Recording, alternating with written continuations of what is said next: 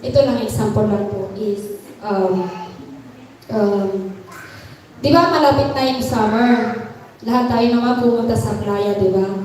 So, di ba, pagpunta na, cuando estás en la toalla y te quieres ir al mar, hay arena que hay que atar y la arena quema. Tú cuando andas en la arena te quemas, kasi mainit, di ba? Cuando sales de la paglatas ng toalla. So, pagpunta mo ng toalla, ang sakit, yung paa, di ba? Pag nagwawag ka sa arena, sakit, kasi quema, mahirap. ¿Cómo se dice quema? Napapaso. Sí, napapaso, eso.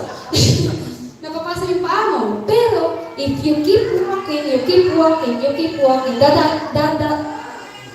vas a llegar al agua.